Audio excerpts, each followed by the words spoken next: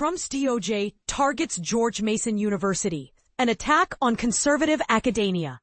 Imagine a world where even the most conservative universities aren't safe from political attacks. Welcome to the reality of the Trump administration's assault on higher education, where the Department of Justice, DOJ, is being used as a tool to silence dissenting voices and promote a partisan agenda. The latest target of this assault is George Mason University, an institution long known for its right-leaning views and proximity to the nation's capital. But here's where it gets controversial.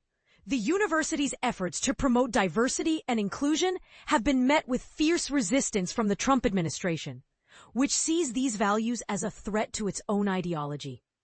And this is the part most people miss. The DOJ's investigation into George Mason is not just about the university itself, but about the broader implications for academic freedom and the independence of the Justice Department. The university's law school, named after the late Supreme Court Justice Antonin Scalia, is a bastion of conservative legal thought, and its faculty includes prominent conservative justices such as Clarence Thomas, Neil Gorsuch, and Brett Kavanaugh. But despite its conservative leanings, George Mason has become a target of the Trump administration's wrath, with the Education Department opening an investigation into the university's diversity efforts and the DOJ launching its own investigation into the university's employment practices.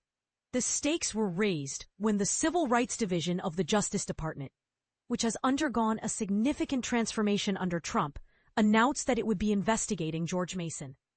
This division, which was once dedicated to defending minority groups from discrimination, has now become an advocate for those who have historically held power in this country, including white people, men, and Christians. The consequences of this transformation are far-reaching, with 70% of the division's lawyers quitting or being pushed out. But what's even more disturbing is the Justice Department's enthusiastic attack on George Mason, which is being led by Attorney General Pam Bondi, a close associate of Trump's. The department's pursuit of Trump's policy goals and petty grievances has become a hallmark of its actions. With career prosecutors being fired and the office that investigates political corruption being gutted, the creation of a strike force to investigate allegations of election rigging, and a weaponization working group to go after those who have the dismissal of corruption cases against politically friendly defendants, the dropping of charges against anti-trans doctors, and the filing of preposterous misconduct complaints against judges who have held the administration in contempt are all evidence of this politicization. And so, it was only natural that the Trump administration would turn its attention to elite universities, which are seen as bastions of liberal ideology. The attack on George Mason sends a chilling message. Nothing less than complete devotion to the MAGA cause will be tolerated. As some have been saying for years, the conservatives who decried the supposed politicization of justice and trumpeted their support for free speech never believed a word they were saying.